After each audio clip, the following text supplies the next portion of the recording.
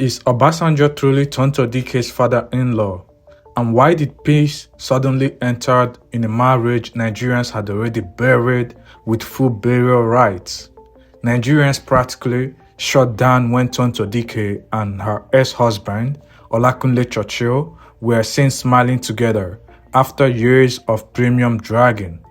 When news broke that Tonto Dike and her ex-husband, Olakunle Churchill, had finally reconciled after almost 10 years of premium online dragging, Nigerians did not know whether to clap, pray, or refresh their data.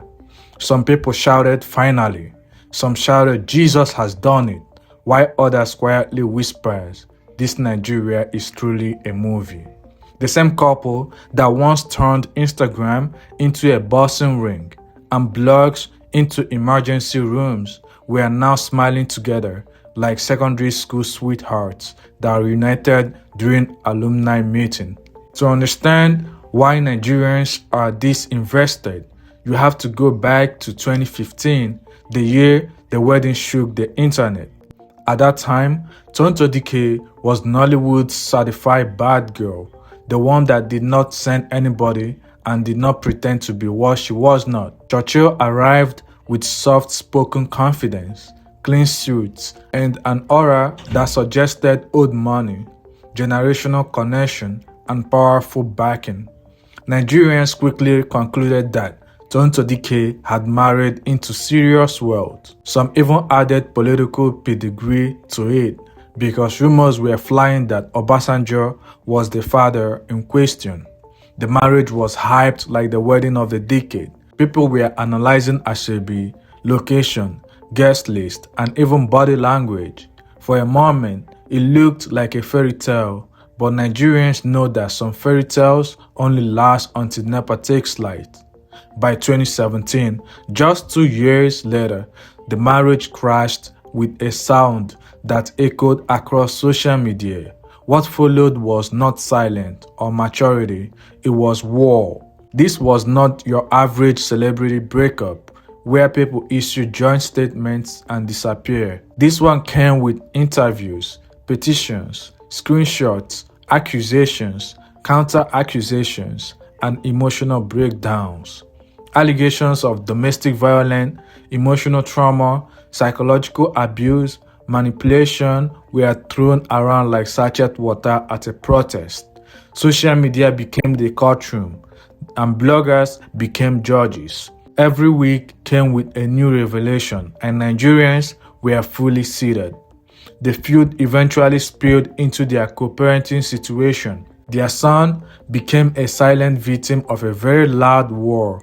The bitterness grew so deep that Tonto removed Churchill's surname from their son and replaced it with her name. In Nigeria, that move alone is like pouring cement on a relationship and saying it is finished. For years, Tonto Dike carried the full weight of parenting, school fees, care, and responsibility, while the bitterness remained fresh like newly cooked pepper soup. Nigerians watched as both of them tried to move on separately, but the tension never really left the room. Then came 2019, when Churchill remarried. Nigerians woke up one day to see wedding photos again, this time with actress Rosamora. That alone was enough to cause national discussion because Rosie was previously known as his personal assistant during his marriage to Tonto Dike. The marriage did not just reopen wounds, it poured salt, pepper, and hot oil into them. Tonto believed there had been an overlap, and from that point, any small trigger could cause an explosion. Tonto did not hide her pain. She spoke openly, loudly, and emotionally about how dark that marriage was for her. She described it as one of the most painful periods of her life. She called it a Yahoo boy marriage and began to unpack stories that shocked many Nigerians. Suddenly, the conversation shifted from marriage crash to identity crisis. According to Tonto, Churchill had sold a particular narrative during their relationship. The narrative suggested proximity to power, wealth, and influence. especially involving former Nigerian President Olusegun Obasanjo. She claimed that Churchill presented himself in a way that made it look like he was Obasanjo's son, or at least deeply connected by blood. At the time of their wedding, many Nigerians genuinely believed she had married Obasanjo's son. Nobody questioned it too deeply because the packaging looked convincing. Tonto later alleged that Churchill told her stories about growing up around Obasanjo, playing together, being denied money because Obasanjo was stingy, and being disliked by other children in the household. To her, those stories initially painted a picture of a rich kid suffering from emotional neglect. But even then, small red flags were waving quietly. According to her, the story about Obasanjo being stingy did not add up. Nigerians themselves know that if there is anything former Nigerian presidents are not accused of, it is lack of resources. She claimed that during the marriage, despite this supposed wealthy background, she was the one carrying most of the financial responsibilities. Bills, expenses, and daily needs were on her head. The idea being sold was that Churchill was from wealth but was not being supported by his powerful father. That story reportedly continued until the day she finally met Obasanjo properly, and the introduction did not follow the script she had been told. According to her, Obasanjo introduced himself in a way that made it very clear that fatherhood was not part of the conversation. That meeting reportedly opened her eyes. She later clarified publicly that her son was not Obasanjo's grandchild and had no blood relationship with him.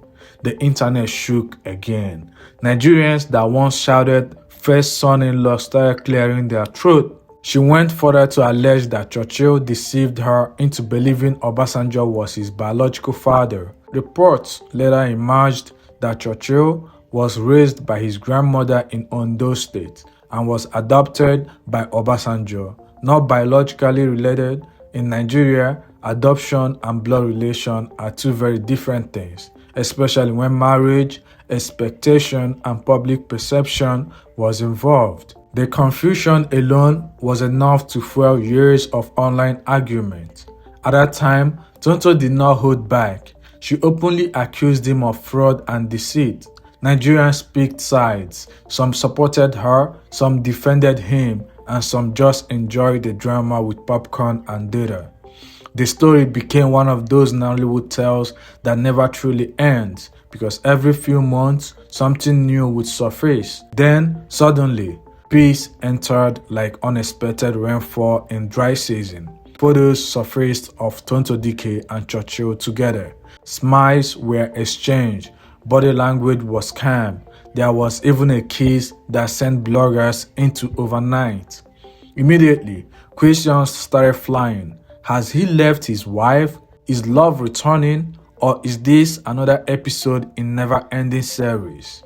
But according to Tonto, this new phase is not about romance. It is about growth, forgiveness, and maturity. She has spoken repeatedly about letting go of anger, choosing peace, and embracing healing. Finally, is Obasanjo truly Tonto Dikeh's father-in-law? The answer appears to be no, at least not by blood. So the big question on everybody's mind became, how did sworn enemies suddenly turn peaceful co-parents overnight? To answer that, Tonto Dikeh finally broke her silence and sat down for an in-depth interview where she explained what truly happened behind the scenes. In the conversation with popular blogger Stella Damakokokus, she opened up about the years of pain, misunderstandings that followed her divorce, and how peace eventually found its way back into their lives. She made it clear that the reconciliation was not sudden or accidental, but the result of deep self-reflection, spiritual growth, forgiveness, and maturity. Keep watching to listen to the interview. Hi, Tonto. Hi, Stella. So now, the reason I wanted this live with you, We woke up, we're just having a normal day. Lo and behold, you posted, you know, you and Churchill don't settle. And it was like, is she joking? Is it a movie, you know? We know that what God cannot do does not exist. But we didn't see this coming now. How? What happened? Waiting. Tonto and Churchill don't settle. We're still talking about it. Like, you also tell us who made the first move. What is this? I'm confused, you know? First of all, like I gave a testimony yesterday, so I would direct everybody back to that testimony. If you haven't watched it, go to Streams of Joy, or Pastor Jerry's channel. It's going to be showing there, or it's mostly everywhere on the internet. The miracle was the prayer of a 10-year-old. It says, from my son's faith. It says, from my son's love for God. It says, from my son's prayers to God and requests to God. So if you watch that testimony, you definitely understand. I don't want to talk about my family as often as I used to. I have done that. I don't think anybody needs or deserves more explanation than I have given. That's my son's father, and we're just going to leave him out of the media and all of those things. So it's all about respecting each other now and co-parenting in peace. Okay, so are you guys together or just together for the sake of co-parenting? Because I've seen some people, they misread your post and they are thanking God that you're back together with Churchill. That's romantically. Well, you know, Nigerians now, even if you want to I'm sorry, not Nigerians, I mean human beings as a whole, if you want to hide the truth, just put them in written words. We don't slow down to read. We read to respond. And that's something that I know that human beings have, and it's not, I'm not trying to judge anybody for it, but if you read my post carefully, it was more about the love that my son has found, not the love that I have found. Like I said, we're back as parents as we should be. God blessed us with a beautiful, amazing son that we both need to join hands to and impact, because he's 10 years old, and he's not 10 years old up here. He's like a 20-year-old man. He's so mature, and no matter what we do in life, peace is just the ultimate. And my son has to benefit from that peace and that love. Okay, I'm almost tempted to ask about his first time of talking to his dad, but I'm sure that's very private. I don't want to go into that, except you want to tell us. Okay, if you don't want to, let's move on. That's not my business. Would you want to get married again? For now, I just want to follow Jesus. I want to know him. I want to build an unshakable faith. That's not what I'm looking for. I already have so much love in my heart already for God, and you see all this love that we keep looking for everywhere and making mistakes. By the time you calm down and you love God and know God, you understand that God is love, and you are content with where you are. Right now, I'm content with where I am, just knowing and pursuing God. How do we address you now?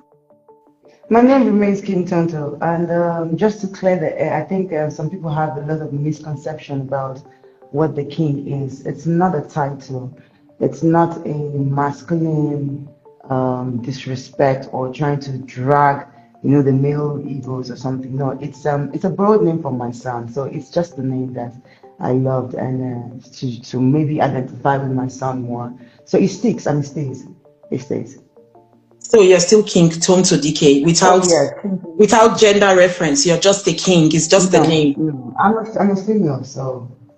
Okay, thank you for that. I'm sure all the people who have been wanting to know why you've not dropped it, they know now. So let me get straight to the point.